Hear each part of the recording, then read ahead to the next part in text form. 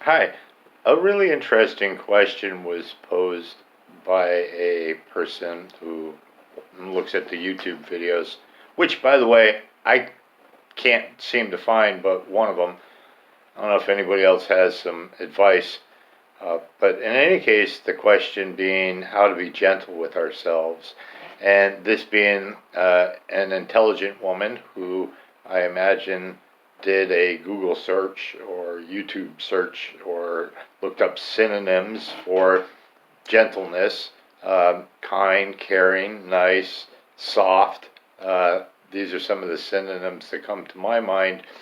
I'm sure that she had really been asking how to bring those behaviors into her own life. And I told her that I'd meditate on it, and I did.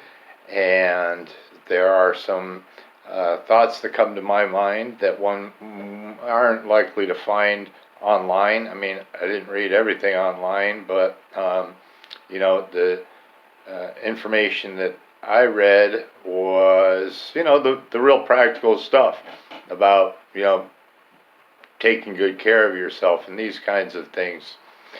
And, the imagery that came to my mind during meditation on this topic is mother with their baby.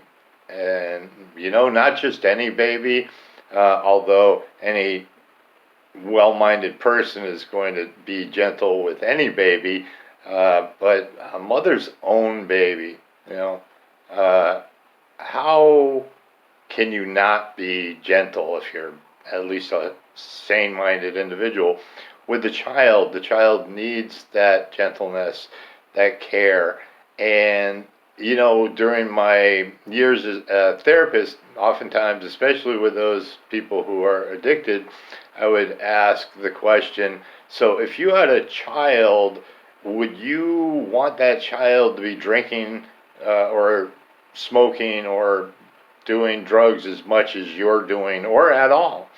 And of course, oftentimes the answer is no, of course I wouldn't. And the question back to them would be, well, why is that? And the answer, of course, becomes because you love them. And then it should follow that you love yourself enough to not do these things. Where is the self love as far as all of that goes? So I think that a way to treat ourselves with utmost gentleness is to really get in touch with that sense of self love. And I'm smiling as I say this because this has been something that has been uh, encouraged in myself during these recovering days, and have really used it to my benefit. So thank you very much. And it's not just a matter of the information, though, is it? Because we all get good information, and then it falls by the wayside, and we go about our business falling into old habits and these kinds of things. And so, a component of the information that you're given or you research or however we get new information is to remember that the first years of our lives, a lot of people who study psychology would say the first 7 years, but certainly the first 10 years of our lives, we are conditioned into thinking about ourselves and thinking about the world in a particular way.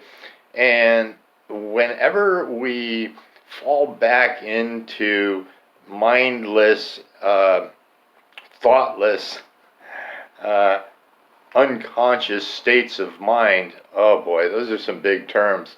And they need to be sorted out, so there are people smarter than I'll ever be that say that about 95% of our waking interactions are on a basic subconscious level, and only about 5% are we highly conscious and aware of the things that we are saying and doing.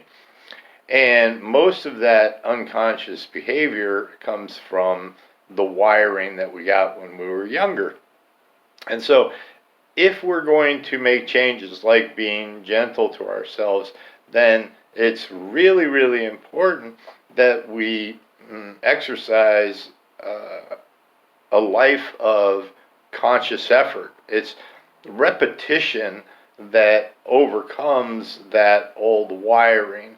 And so to know or to think of ourselves as somebody that we should act with love and gentleness is one thing, but one needs to behave in a way over and over and over and over that instills this new neural path wiring to develop the habits of self-care and self-gentleness and sobriety and less anger, and on it goes. A very wise woman is teaching me this act of going from my head to my heart and being much more self-loving than I've ever been in the past. And boy, initially I'm real resistant to this, especially when you go way back. And people have been telling me this for the longest time. Oh, you're in your head. Well, people, mostly women. Oh, you're in your head too much. You think too much. And I've always been resistant to that because I thought, well, it's all about the brain. Well, I'm learning differently.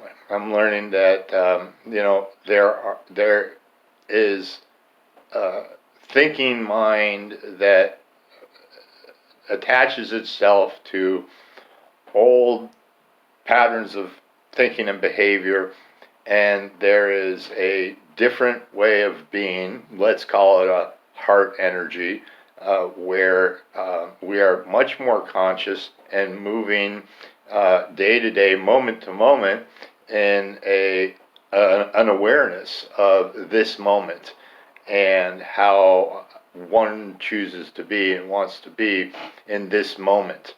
And so, if that makes any kind of sense to anybody, I would recommend that you consider doing the work, because, as I keep on saying, you're worth it. I hope this is helpful. Bye-bye.